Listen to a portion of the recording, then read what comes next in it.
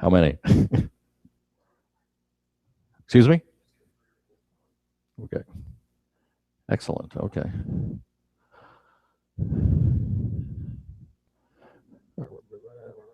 Anyone out of state?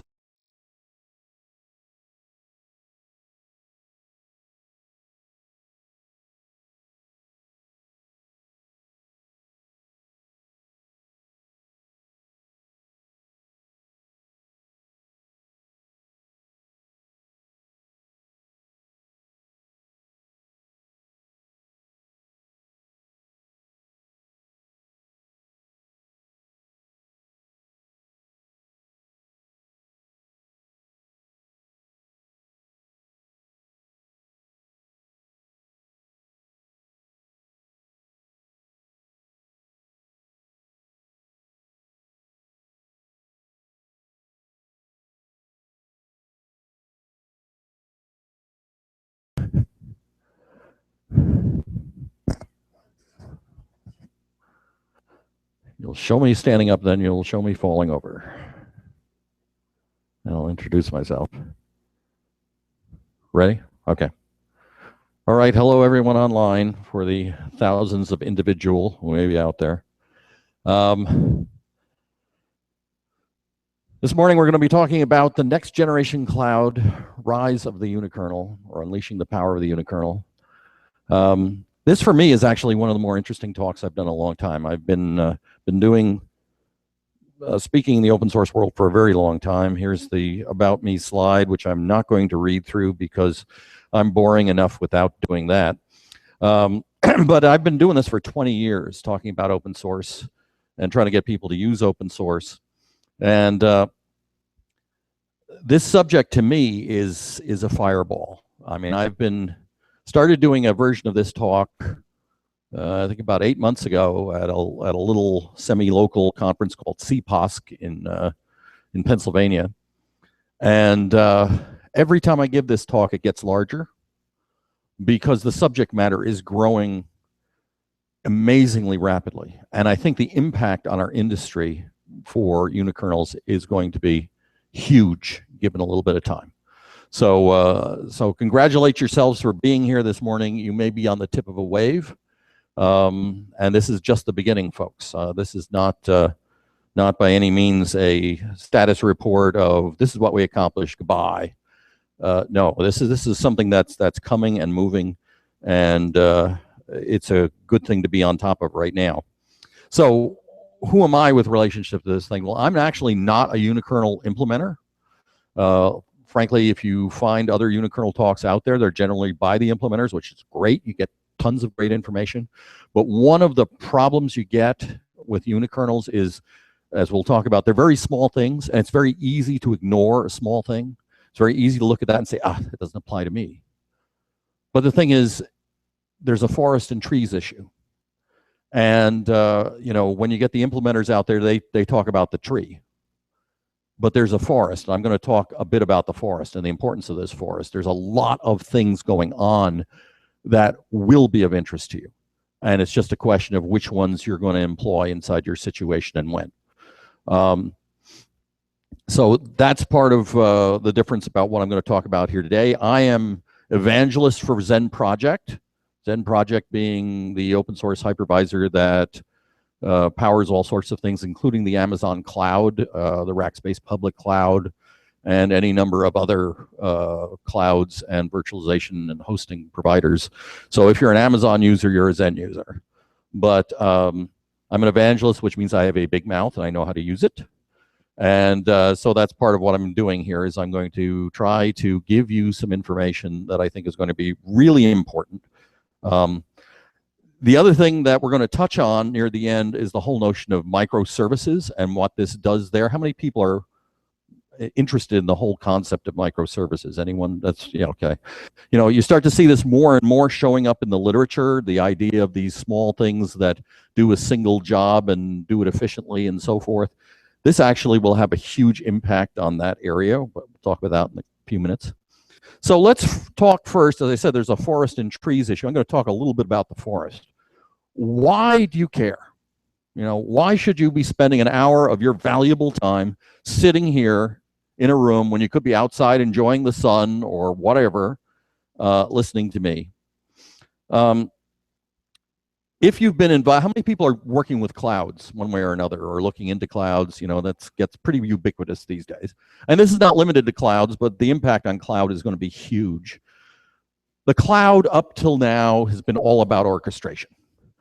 And in fact, let's see, 11 years ago, I joined a company which no longer exists called Casat that tried to put together an intelligent cloud infrastructure. We didn't even call it cloud at the time because the term cloud wasn't even in the vocabulary. We used to call it agile infrastructure. We didn't know what else to call it. But this notion of the infrastructure that changes and moves. But ever since that point to this, the emphasis when you talk about cloud is orchestration. It's how to make things dance. It's how to make things come up, go down, be accountable, et cetera, move things around. That's been the thrust of cloud, that orchestration layer. So when you talk about cloud, you're normally talking about OpenStack or Cloud Stack or OpenNebula, all these various orchestration layers. But when you start talking about that, you start to say, well, what are you putting in the cloud? Well, the stuff putting in the cloud today probably looks a whole lot like the stuff you ran out of the cloud yesterday. I mean, maybe it's been virtualized. You know, maybe it was on an iron 2 years ago, it's in a VM now, but it still looks about the same. It's still pretty much the same machine image.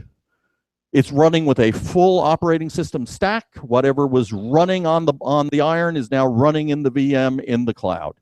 So those images are pretty large, you know, because you got all that stuff there. It has a pretty big memory footprint. It probably takes almost as long to start up.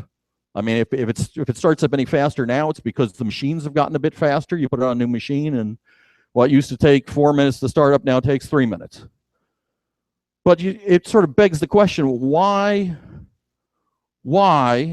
would this, you know, web server take minutes to start up? It's just a frickin' web server. It's not a full multi-user situation. You just want it to be a web server. And you think, man, there's got to be a better way for things to come to life faster and to not use up so many resources. You know, resources are a very interesting thing. About a decade ago, I was working with a customer down in Southern Virginia that was building a data center.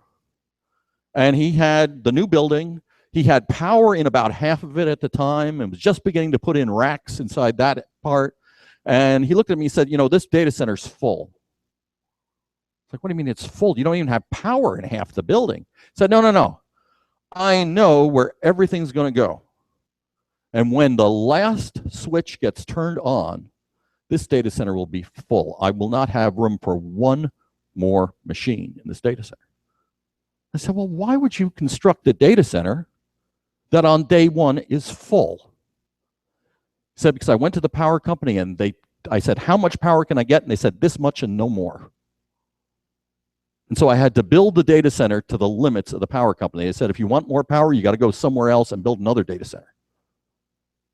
And they said, I got a lot of stuff. So I built this thing and it's now full, even though we haven't moved in a tenth of the machines that are going to be here. So there are limitations, you know. Big beefy jobs require power to keep the machines on, and it requires power to cool them down. And here was a fella that on day one was out of power. So if I had been able to tell him back then that I could save him even 20%, I mean, nothing even drastic, just 20% of his power, he would have jumped so high from happiness we would have had to scrape him off the ceiling. Power is a real issue. We have limitations. So these things, this old style data center has its limits. And, you know, efficiency isn't quite there. Like I said at the bottom here, tens of VMs per physical host. You're lucky if you could get into the tens, you know. I mean, most of the time in traditional virtualization, you got a handful of VMs running concurrently on one host machine. It's not very efficient. The next generation cloud has got to start looking at these workloads. We're getting the orchestration bit together. But now how do we get these workloads together so that they're smaller, faster, more efficient? And so here's a few things that we need to do. They should be easier to deploy and manage, right? Because if you got a lot of stuff, you want it to be easy. It kind of goes without saying. You want those smaller footprints. We got to get rid of this huge stack that really isn't necessary anymore. So you want to get rid of the duplication. You want to get to faster startup times, right? Ideally, you'd like things to come up when they're needed, go away. The whole Internet of Things stuff, how many people are aware of the whole Internet of Things discussion? You know, it's this notion that we're going to have millions of things that need to talk to other things. Well, you don't want millions of machines sitting there with, you know, a thumb in their ear waiting to do something. That doesn't make any sense at all. You want things to come and go. You want to be able to reuse those resources immediately. So you want faster startup. You want transient microservices, which we'll talk about shortly. The notion that a service appears when it's needed and disappears as soon as it's done. So it takes the resource, does its job, releases the resource. And doing that, ideally, inside some cases, sub-second. Why are we waiting minutes for this? You want higher levels of security. If you've dealt with cloud, most of you have indicated you're interested in cloud. That's the 800-pound gorilla in the room. I mean, back when I was with, you know, Casat a decade ago, we were selling basically even internal clouds. You get to external clouds, it's like, oh my God. But we had what we called the three-part sale, which was that you had to sell to the C-level, and you say, yeah, okay, well, let's go into this. Then you had to go down to the next level manager, and you had to make sure that he was in line with it, because he was scared. Then you had to go down to the admin level, and you had to sell it again because they were scared. Security is a huge thing, and it's real. And if you don't believe it's real, just start reading the headlines about Social Security numbers and everything else. I mean, you know, we live in a dangerous world, so we want better security. And ideally, we'd like to see thousands of VMs handled per host. Not 10, not 20, thousands. Because we need better efficiency. Now, there's been advances in this area. How many people are aware of Docker? Yes, and everyone who's awake, the hand goes up. You know, Docker and containers, they make strides in this area. That's part of the reason why they're so popular. It's good stuff. It makes deployment easier, which is cool. It's got a smaller footprint by sharing things with the host. That's pretty good. It needs less memory. Excellent. Less disk. Again, very good. Much faster startup times. That's excellent. And it gets a lot more VM type things, even though they're not VMs, they're containers per host. You got a lot more things doing work. But it's got some downsides to this particular theory. You know, for one thing, it's sharing that host kernel. So you're not going to run your FreeBSD web server on your Linux box, or for whatever reason you may need your Windows server on your Linux box. It's not going to go. You know, so it's, you know, it's got limits there. Scalability, sure, you can run thousands of things on Linux, but Linux is designed to be general purpose, and so running thousands of containers simultaneously may not be optimal. And you really would like things to be a bit more optimal. And then there's the issue of security.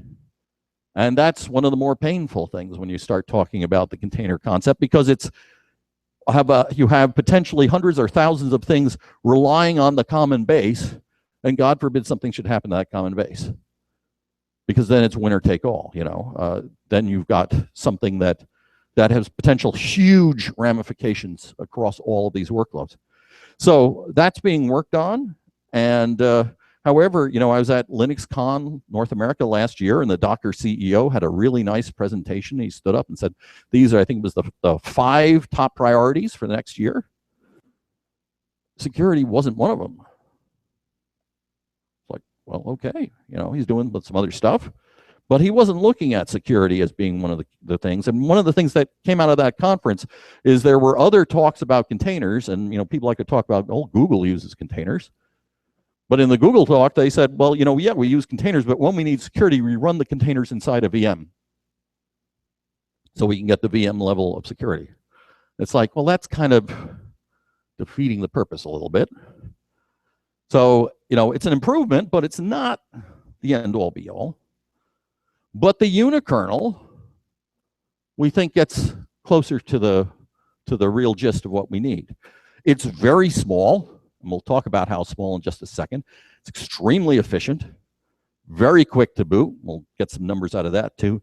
And the big one, by nature, it improves security substantially, not going the other way.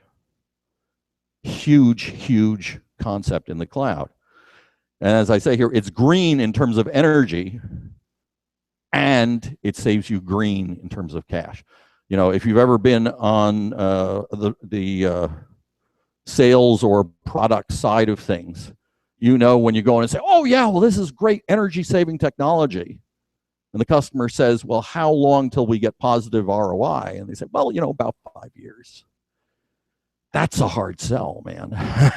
You know, I mean, because we got to put up with stuff for 3 years or 5 years before we start getting payback. This stuff pays back, begins paying back immediately, because you're just using less resources. Just in terms of power, for power and for cooling, you can start to see it right away. So it's really helpful there. And we have a lot of unikernels that already exist, and there are more and more coming. And I should just put in the caveat, I have to apologize. I've actually become aware of a few other unikernels recently that I should have in this deck, but I just didn't have time to put into the deck. But that's how things go in this. Like I said, I've given this particular talk now for close to 8 months, and every time I give the talk, I have to change the slides because there's more and more and more stuff coming.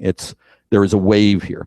So what exactly is a unikernel? And I'm going to, I've stolen a few slides here from the Mirage OS people. Mirage OS is part of the Zen Project Incubator. They are a group within the Zen Project system that has been doing tremendous stuff when it comes to this. We'll talk about Mirage a little bit. They are one of the unikernels, but here's what their definition of a unikernel is. Unikernels are specialized virtual machine images compiled from the modular stack of application code, systems, libraries, and configuration. You say, well, what does that all really mean? Well, let's take a look at a picture here of a unikernel approach. And on the left-hand side, you see the typical things that go into any stack of software. And the Mirage compiler takes, in this instance, when we are talking about development, takes the configuration files, the application binary, the language runtime, and compiles it all together into an application code which sits on top of a Unix or Linux-like operating system.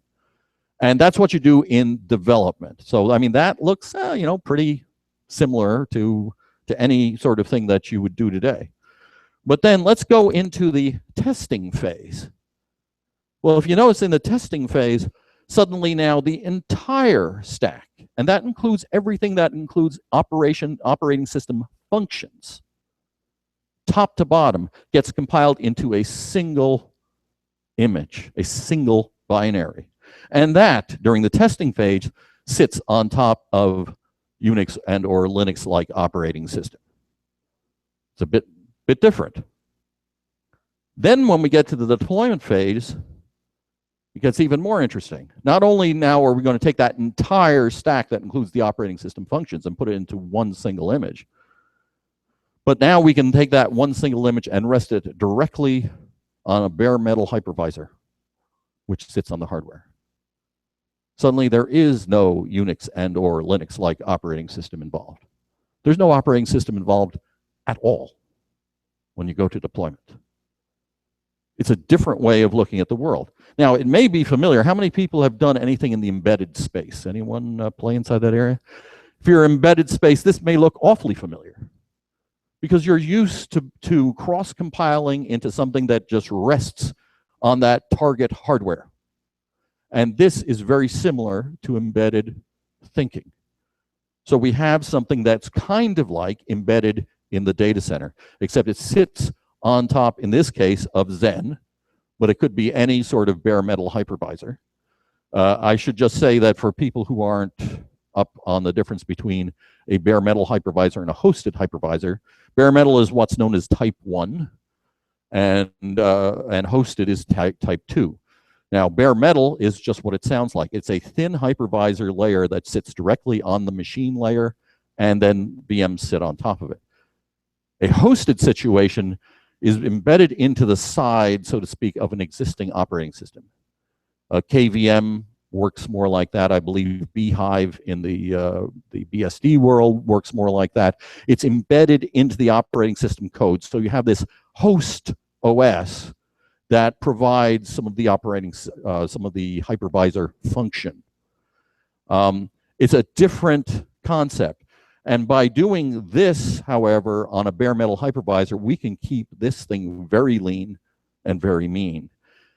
In particular, we don't have to worry about whether that operating system layer, that host operating system, is designed to handle thousands of VMs, because there isn't a host operating system.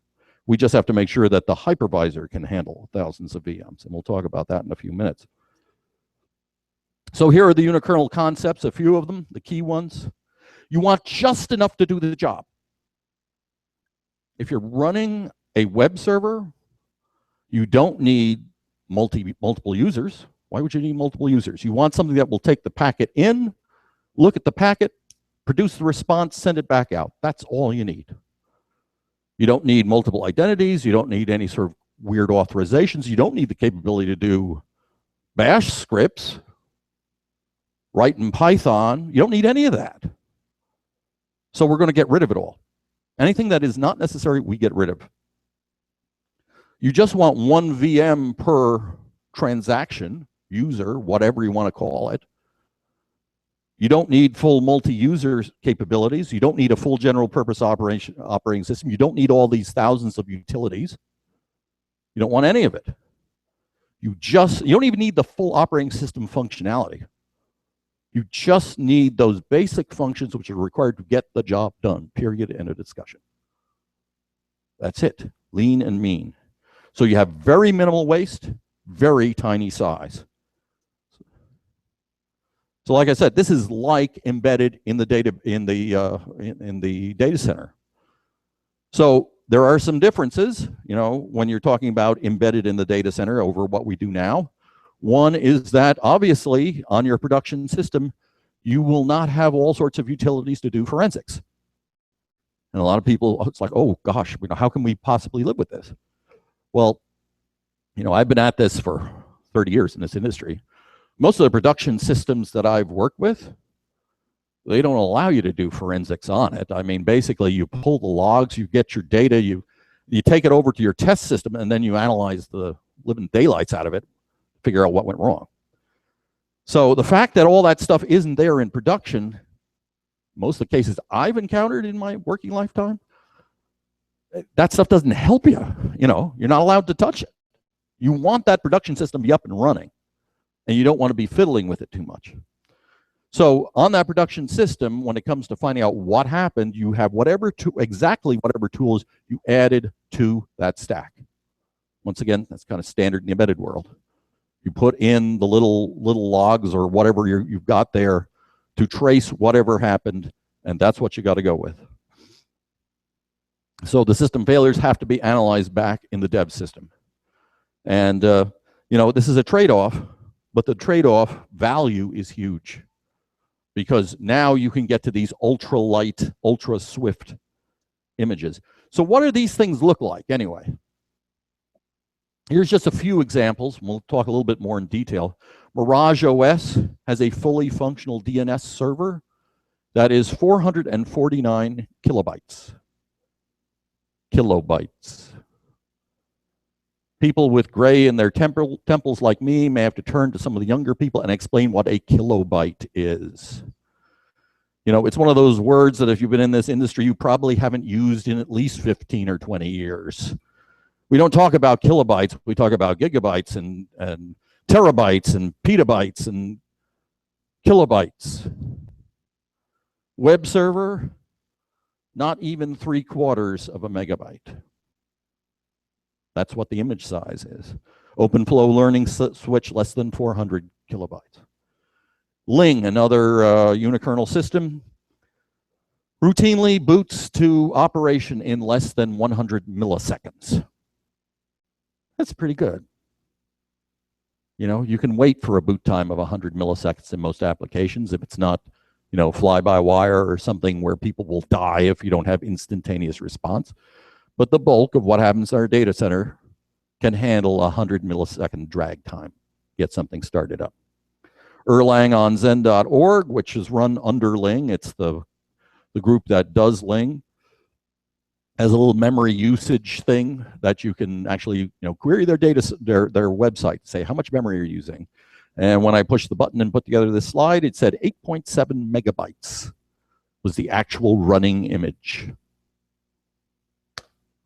You can stack a whole bunch of things on a 4 gig system when you're only using 9 meg per blob. You don't need anything fancy, you know. ClickOS, another one we'll talk about in a minute, makes network devices. And they have network devices that can handle over 5 million packets per second. This is nothing to sneeze at. That's pretty cool. And that's in a footprint of about 6 megabytes of memory with 30 millisecond boot times. It's a different world. It gives us the capability of doing things fast, doing things now, doing things light. It's very interesting. What about the whole security thing? Anyone have to deal with type-safe programming? I mean, it's one of those odder things that, you know, unless you're like a Haskell programmer, you're probably not thinking about. At Zen Project Developer Summit, I think it was either last year or the year before. You can find the video on zenproject.org, which is the hub of the Zen Project universe. There's a wonderful thing about the whole certification process. If you're not in that area, I'm not in that area. But for things that, you know, like people die unless it works, like fly-by-wire, you want to make sure that your plane system really will stay away. You don't need the blue screen of death on the plane because that brings out a whole new flavor to that term. You know, so you have to have these type-safe solution stacks. You have to have it certified. They literally go through every line of code to make sure that this works and will work. It's an amazingly long and expensive process. Well, you cannot, in any real way, certify like an entire Linux operation stack. Because basically, by the time that you spend how many God knows millions or billions of dollars to do the analysis, it's probably going to be 6 years out of date by the time it gets the stamp. It is just huge, too huge to do the job. Well, one of the interesting things about unikernels is suddenly this falls into range. And a number of the unikernel systems that we'll see in a minute actually work with type-safe programming. So it would be possible to do things that have to absolutely work in a unikernel. The image footprints are unique to the image. In the security world, this is really an interesting concept because, you know, we're used to, it's like, oh yeah, well, you know, you got to find, we can get into, find the OpenSSL bug and then we'll get into bash and well, none of those things exist. There's only the piece of the library needed to get the work done. That's it. Where does it reside in memory? Well, wherever that particular compilation for that particular task put it. The DNS server is going to look different than your web server. So not only now do you not have the capabilities to exploit if you're the black hat hacker, that you can go in and you can start using utilities that aren't there. But even if you manage to break and get in, then you have to be doubly clever to figure out how to use this thing because now you just have a broken image with nothing to use. So you have to be exceptionally clever to make things happen. So it's actually increasing security by at least one order of magnitude, I would suggest, if not more. So that's kind of the forest view. Let's look a little bit at the trees. some of the leading unikernels. And like I said, there should be a few more on here. I just haven't gotten to. But there's Mirage, which is part of the Zen Project Incubator, HalVM from Galois, Ling from Erlang on Zen, ClickOS from NEC Europe, OSV from Cloudia Systems, and RumpRun from the Rump Kernel Project.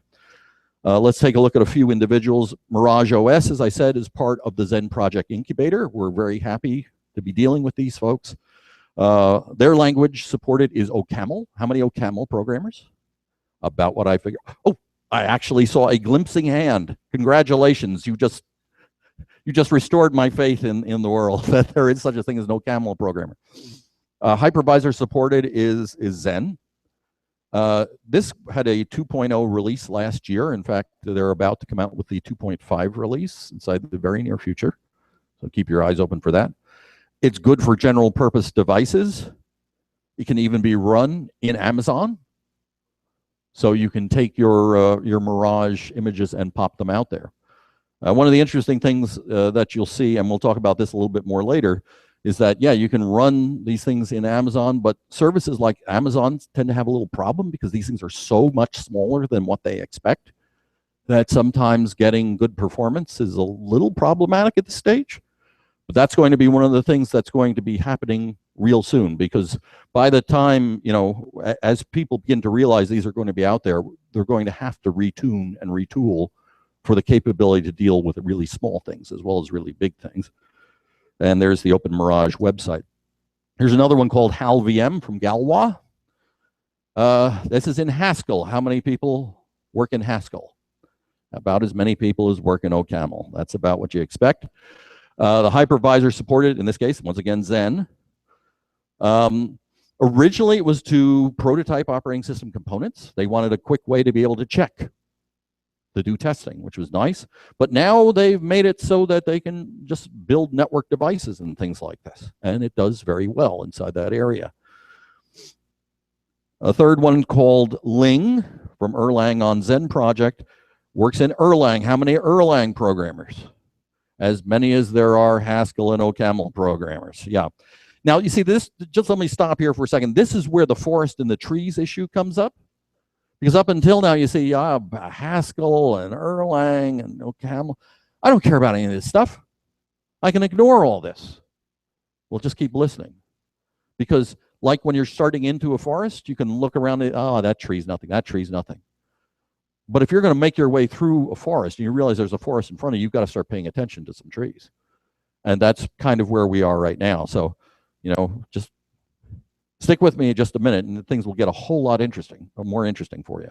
Once again, Zen project, and we'll talk about why all these ones are sitting on top of Zen in a couple minutes. They have an interesting use case called the Zero Footprint Cloud. And if you go to their website, by the way, these slides are up on zenproject.org. So, I mean, you know, you don't have to be taking copious notes. I should have mentioned that earlier. I guess there's going to be a video maybe out on YouTube eventually, so when this is done. It's happening right now, but I mean, after the fact. That too. Okay. So, Erlang on zen.org. They've got, inside their upper right-hand corner, there's a little button that you can push, and it'll show you what's happening under the covers because they're eating their own dog food. They are running their website on their own unikernel system. And so I just clipped this out. This was, you know, a few months ago. I just scraped this off. And this is the type of usage that they had at the moment that I clicked on the button. You see the memory usage, 12.7 megabytes. That's kind of small. And they got all the other information out there about what modules are being used and so forth. It's really neat. Now, they have this thing, which they call the Zero Footprint Cloud, and they've got the demo called Zerg. And once again, you can go to their website and click on the Zerg demo. And when you do, it pops up with this little response. So 300 seconds, that's how long it takes to launch a Linux instance in Amazon EC2. 50 seconds, the time between power on and the lock screen on an Android-style phone. 0.4 seconds was when we received your request. Within that time, we created a Zen instance, boot it, run the application that created this page, and by the time you're reading this, it's already gone. So this is their concept of a zero footprint cloud, that before the request, before you hit the button that says, show me the demo, the number of VMs out there to service your request was 0. When the request showed up, they spawned the response, it did its work, and then disappeared. And by the time you're reading this message, the number of VMs out there to handle this request was 0. I mean, think of it in terms of the standard Christmas retail issue. You are fries.com. You're going to announce 50-inch color plasma TVs for $19.95. $19.95 on December 15th. Everyone in the universe is sitting there waiting for 23:59 and 59 seconds to hit the button to get one of those amazing things. Number of VMs there to handle the request. At that point, under a zero footprint cloud, 0. 100,000 people want the TV.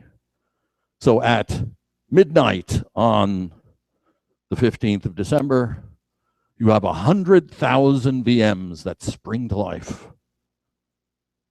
1 minute after midnight, when some are laughing and some are crying, number of VMs left, 0. Just enough to do the job, as long as it takes to do the job. That's all. A different way about thinking about allocation of resources. ClickOS, yet another interesting one. This from NEC Europe. Language supported C, C++, and Python. How many people are interested in those languages? Yeah. Some of these trees start getting a little bit more interesting once you get a little farther into the forest. Once again, runs on the Zen Project hypervisor. They had 0.2 released last year. It is focused on network function virtualization. Another big area right now, the whole notion that, why should you have all these expensive dedicated devices to do networking when maybe you can have a bunch of little bitty VMs that'll do most of that work for you. So what do they look like? Here is an image from their website showing packet throughput, and we see, roughly 5.5 million packets per second inside some cases, depending on packet size, etc. I mean, this is nothing to sneeze at. This is pretty amazing stuff that they're managing to push through here. OSV, how many people are aware of OSV? Anyone? No. Don Marty and some of the others from Claudius Systems like to go around talking about OSV. OSV is a very interesting take, because if you notice, the language supports C, C++, Java, Python, JavaScript, Node.js, Ruby. You're covering lots of bases. Now, they are using a slightly different concept, which we will talk about just 1 second. You notice that their hypervisor support is broader, Zen Project, KVM, VMware. And I understand, I don't know whether it's been announced yet or whether it's out yet, but Hyper-V is sort of on the to-do list. They want to be all over the place. They have a unikernel concept which is slightly divergent from most of the rest. It's a little fat. And that is, rather than recompiling the entire stack, they create sort of a nest. And that nest has just enough to do the job, and you pop things into it like a jar file. They like to say that almost any existing jar file can just sort of like be popped right on top of the thing, and it will just run. The big thing is that you can't fork. Fork requires multiple processes. They only deal with one process at a time. You can have multiple threads, but you can't fork. So it's an interesting thing. Now, you don't get into kilobytes when you deal with OSV. You're talking about megabytes. But then again, if your current stack is measured in gigabytes, megabytes is pretty cool too. A lot more flexible inside a lot of ways. So OSV is very interesting, and once again, they're looking at the NFV, network device world.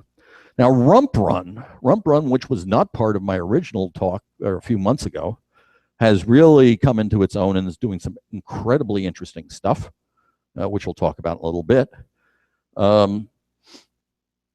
They do manage to run quite a number of POSIX compliant programs as is. Talk about opening the doors even more. I mean, how much of our Linux systems and BSD systems are POSIX compliant, the pieces. And they can just simply run on there. And it's the goal to be the universal base for anything that's a unikernel appropriate workload. And, we talked several slides ago about the sorts of things that a unikernel focuses on. So it's not everything, but it sure is a lot of things. A lot of things that we're running in our data center right now could easily fit into this world, and it opens the door to a huge number of things. We'll talk about a very interesting instance of that in just a couple of seconds. Well, if this really is a forest and not just a bunch of individual trees, then there should be an ecosystem, right? We need a living support system that goes between the trees. And there is, in fact, an ecosystem underway within the unikernel world. And we see some of these things out there, which we'll talk about really briefly, things like Jitsu, Minios, some of the stuff that's going on in the rump kernel world and Zen project itself, all are part of this ecosystem. Now, Jitsu, which is also out of the same people who are doing Mirage, just-in-time summoning of unikernels. So it's a forwarding DNS server that has one extra task, and that is when the DNS request comes in for the connection, it'll actually create the thing that you're going to connect to. So it's that intelligent thing that says, oh, someone needs to do work. I will create the thing that's going to respond. Bam, bam. It can work with a normal non-unikernel system, but the drag time, if you're talking about minutes before your VM comes to life, that's problematic. But if you're talking about milliseconds, not so problematic. So you have this intelligent thing there to accommodate the ecosystem. There's a number of these sorts of ecosystem devices out there. A couple of the other interesting things, Minios or MiniOS is a unikernel template, essentially. It is a functional unikernel. It just doesn't do anything. But it has the unikernel functions in it. It becomes the thing that people use to carve up to start their own unikernel. So it's the base you can build on. It's actually distributed inside the Zen project source kit, something that the Zen project's been distributing for a long time now. ClickOS uses it, and some of the stuff from the rump run people, they use that too to get started. So it's really useful if you're going to be hacking your own unikernels. Rump kernels. Now this gets really interesting what they've done. Comes out of the NetBSD community, but that's fine. We love NetBSD too. And it's not specific to NetBSD. It's just that was the most approachable thing. I mean, if you work with NetBSD at all, part of the concept there is they want something that'll run anywhere. It doesn't have to be big and glossy, but it'll run lots and lots and lots of places. And NetBSD is really interesting when it comes to that. So they took NetBSD code and they leveraged it and came up with this thing, which the artifact is called rump run. And the idea is to have something that provides that unikernel base that you can weld something onto, that payload onto.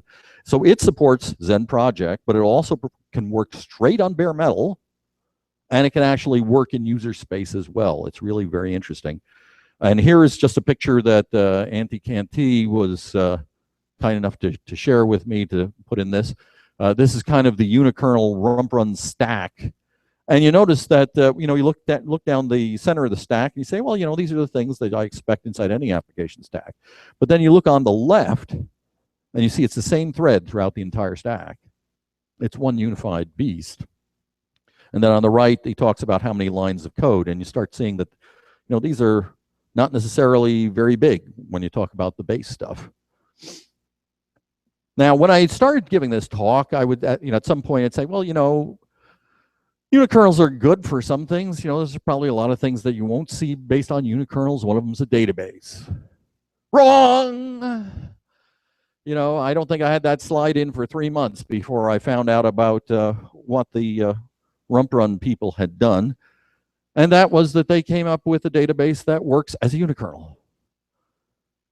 They announced the ramp stack. The lamp stack? Well, rump run, R, ramp stack.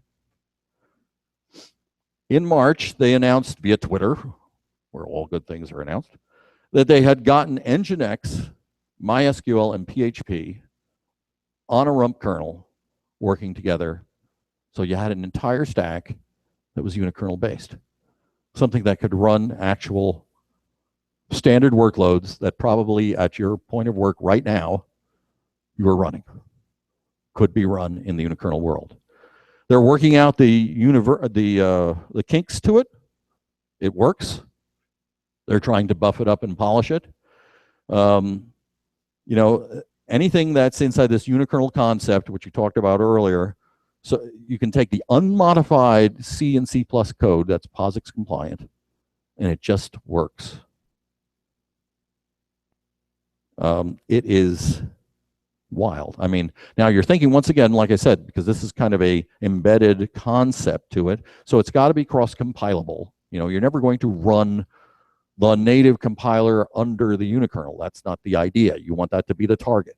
So you got to make sure that that your code plays well in a cross-compiled area. But most of it does, by and large. It's still kind of skunks work type stuff, but it's being buffed and polished and shined very quickly. This is going to be powerful as heck. And this shows what's coming down the road. Because if you thought up until now that this was a lab experiment, it ain't a lab experiment anymore. It's getting into reality. Really interesting things with the rump kernel stuff. They're leveraging code that is back from the original BSD code, all the way in the 80s. I mean, it's kind of really wild when you think about it. People who had never had a concept of this stuff are essentially contributors to this project. They didn't know about it. They could be dead by now, and they're still contributing. That's one of the beauties of open source. Here's Antti Canty and Martin Lucina, were involved. There's some URLs. Remember, the slides are available online at zenproject.org, so you don't need to run around and mark things down. And they've got their own Twitter feed as well to keep up with these things. Now, another huge piece of the ecosystem is Zen Project itself. We have been trying to facilitate this for the past couple of years. And so we see that there's the future here, and we're working within the hypervisor itself to make this more real than it is even today. We are working to get thousands of VMs available simultaneously. Right now, our performance curve, the last numbers I heard, is that up through about 600 VMs, we got pretty much the expected curve. But when you start hitting 600, it starts to tail off a bit. Our guys have been doing analysis over the past couple of years, trying to find the blockers, removing them, reworking them. A big thing that happened about a year and a half ago was an entire redesign of the event channel system, which is one of the things internal to the Zen project, which was holding things back to just a couple of hundred. They redesigned it so, in theory, it could go up to millions. So, one after another, they're removing these blocks. Remember, inside your virtualization, up until 5 years ago, you were lucky if you had 10 VMs on your box. Boxes were smaller and everything was big and fat, and who cares about scaling to thousands? If you got 20, you're like celebrating. So if your hypervisor isn't looking ahead, it isn't going to do a good job in this new world. We're looking ahead and we're trying to make sure that it gets done. Also, Zen, you know, our target right now, the immediate target is to get 2,000 to 3,000 working along the growth curve without penalty. Once we get to that, then we'll probably reassess and figure out what the next one is going to be. But that's the immediate goal, to get 2,000 to 3,000 running predictably without any sort of degradation. We think that for the next couple of years, that should be good. And then we're going to go from there. One of the things that makes Zen very attractive, because if you look at, you know, so many of these things, they're built on Zen. Why Zen and why not something else? As we mentioned earlier, Zen is bare metal, so it's lean and mean. You don't need to have a host operating system that has to be tuned for all of this. But on top of that, Zen also has a mode called paravirtualization. The Zen project was among the, well, actually in the Linux world, was the first to come up with PV. And PV is this notion, you know, in virtualization, you can have hardware virtualization. We all understand that. That is that you have a virtualization engine which looks like a piece of hardware. So what sits in it doesn't really need to be aware that it's on a VM. It thinks it's running on hardware. It acts like it's running on hardware. Well, that's really good and portable. The problem is when you start talking about things like, you know, a network card. Well, you know, you don't just speak to the network card. You have to package things up. You have to include all sorts of protocol stuff. And then you have to stuff it down into the board and tell it to do something. Well, that packaging up and then taking what comes out and unpackaging it can be kind of expensive. And it's even more expensive when you start thinking, you know, why am I packaging this thing up when there is no board there? It's virtualized. You know, why am I wasting all this time? So PV is the power virtualization, is this notion that if the VM is smart enough to know that it's a VM, we'll do away with all that excess stuff. We'll just sort of open up a virtual pipeline. Say, here, packet.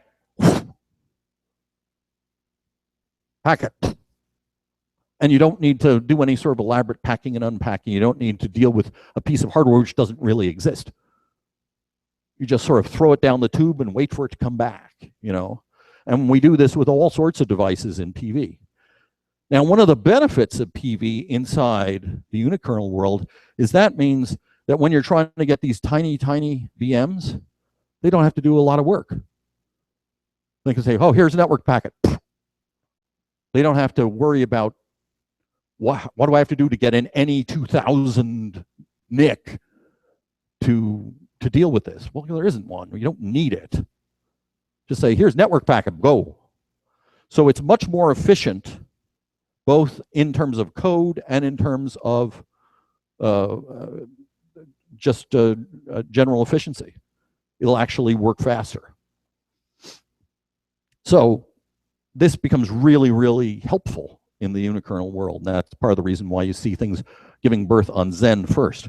Now, there's a lot more stuff, and I once again, I apologize. There should be more on this slide. There isn't at the moment. But you've got things like Arrakis, which comes out of the Barrelfish operating system. Anyone using Barrelfish? Apparently, it's like a research operating system. Kind of weird. Clive, Go language. How many people are looking at or working with Go?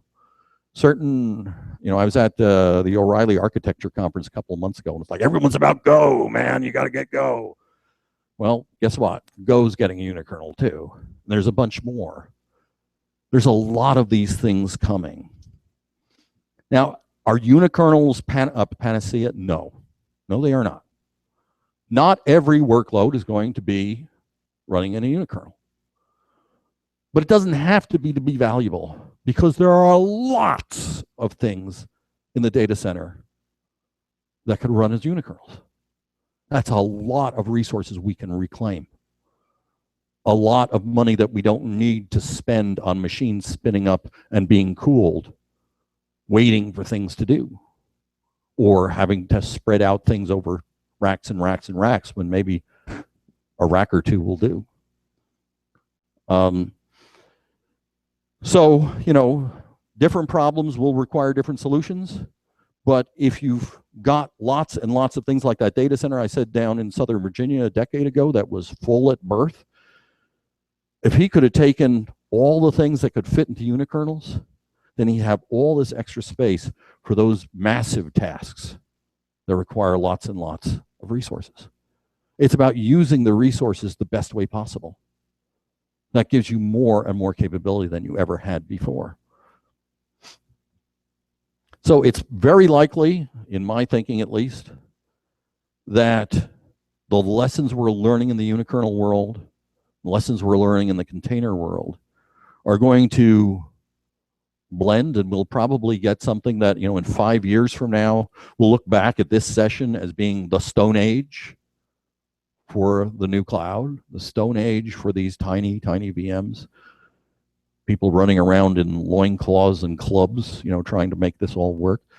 There's so much going on here that in a very short time, I think we're going to see amazing things happen in this area. So this requires attention. Now, how many people are aware of microservices? That's become a big buzz inside a lot of areas. Microservices is a really interesting concept. That you got these things that'll do the small task that needs to be done, spit it back. It's on the web, all sorts of stuff like this. This is kind of smells like nanoservices inside some ways, what we're giving birth to, because these things are even smaller. But the more interesting thing is the notion of transient microservices. Because up until now, cloud theory and basic data center ops is you push the button, the thing goes on, it stays on till someone pushes the button to turn it off. And in the cloud, that happens in your orchestration layer. Here, when you start thinking ahead, we may have VMs that only last milliseconds. They appear when the task appears, they do their work, and then they disappear on their own volition. That's an entirely different way of thinking. From an architecture standpoint, this is,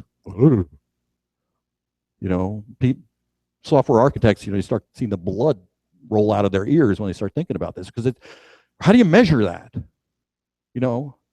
How do you ensure that it's doing? It brings in different problems. We're used to things that are persistent because it's fat and slow, and so you start it up, you say, good, it's up, just stay there. I'll give you something when I get something to do. But now when it's quick and fast, say, do that. Did it get done? Yes. Well, let's measure it. No, it's already gone. Sorry. So there are problems to be solved architecturally, but the power is immense here. The potential is immense. And the other thing is we're taking what's big and making it small. This is the question I really hate asking. How many people know what Lincoln logs are? Okay, thank you, a few people. I feel so old when I ask this question. It's depending on, I was at Linux Fest Northwest, which is at a technical college, and you get a lot of really young people, and you ask that question, and it's like, response is like, oh God, I'm so old. Before Lego, and believe it or not, there was something before Lego, young people. Before Lego, there was Lincoln logs, and Lincoln logs, this very simple concept. If you've ever seen a log cabin or seen a picture of a log cabin, if you're in Virginia, you've probably seen a log cabin. If you've seen a log cabin, you get these notched little logs, and you can put them together, you can build a nice cabin. Well, Lincoln log was just a miniaturization of that process. It looked just like the great big cabin, except, the pieces are this big. Which means that you could very quickly put together a nice log cabin. And you think, oh, well, I'd like to have a little more room in the back there. You can take out that wall, and minute or two, you've got yourself an expanded log cabin because it's small. Now, if you try to build a real log cabin, and then someone looks at that and says, too small, take out the back wall, push it out 10 feet. You're going to be at that for days, to get it all resituated, remudded, all the stuff that's got to be done. But because this is small, because the Lincoln logs are small, you can do it quick. And that's kind of what we're seeing in the unikernel world. We're taking things that are big and clunky for us to manipulate now. You want to keep moving things around. Oh, that's painful. It takes time. Well, when things are small, you can manipulate them faster. Your success becomes faster. And that's really important. This is one area where open source is leading the way. Anyone who says that open source is about imitation instead of innovation is full of it. And I don't mean IT. This is innovation, and it's innovation because it's open source, because people are working together to solve common problems without having some corporate wallet immediately being serviced by it. Corporate wallets will be serviced by it eventually. But the innovation is coming out of the open source world. And in the world of cloud, friends don't let friends go closed source. Zen project in this, the cloud is too critical to leave to hypervisors which aren't looking ahead. In the cloud, hypervisors are plumbing. But the thing is, the cloud's moving. It's moving very, very fast. And if you think that just your hypervisor is going to be good enough, it may be good enough now, but it will be good enough in 5 years. It will be good enough when you want thousands of VMs on your machine. It will be good when new things come. That's one of the things I can say. I don't know about any other project, but I can say for a Zen project, we are looking ahead and we're facilitating it. We're trying to look to be the best, not only now, but in the future. And if your hypervisor doesn't say the same thing, maybe you start reassessing your hypervisors. But it's part of the innovation of open source. And we're trying to make things go forward. If you want to join in, the rump run people are looking now to figure out how to package things. That's a real opportunity. Zen project, we're always looking for people who can do the equivalent of kernel hacking. A lot of these other projects, if they're interesting to you, contact them. I'm sure they would love the help. Do we have time for questions, or are we at the... Oh, okay, just briefly. At the very least, I'll be available in the hallway. We've sort of gone to the edge of things. I don't want to run too much. But first off, I want to thank you all for showing up bright and cheery on a Friday morning. Yeah. And, but, you know, I will make myself available out in the hall for anyone who wants to talk about this. This stuff, again, like I said to the people up front, this stuff's dynamite. I mean, you hear a lot of wishes and hoopla, you know, when you come to a lot of these sessions or status reports. This stuff is going to be dynamite in the industry in the next couple of years. So keep your eyes and ears open now. There's good stuff coming. Thank you very much. I'll talk to you in the back later if anyone wants to see. Thank you.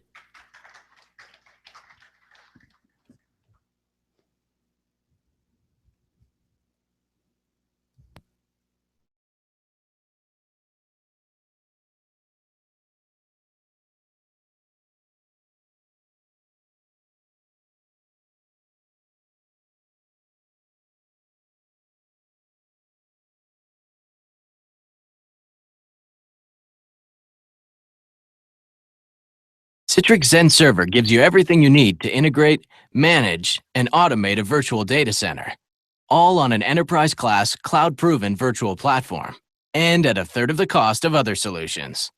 But why even bother with virtualizing your server infrastructure in the first place? Well, let's say you have a traditional one server to one application architecture, but you're running out of resources and performance is suffering. Once you order new server hardware, you'll wait for delivery. Configure it, install your business application, stage and test the server, and finally, add it to your production farm. If you've been through this process before, you know it can take weeks or even months. You also know it's a manually intensive process that will burden your team every time you outgrow your current setup.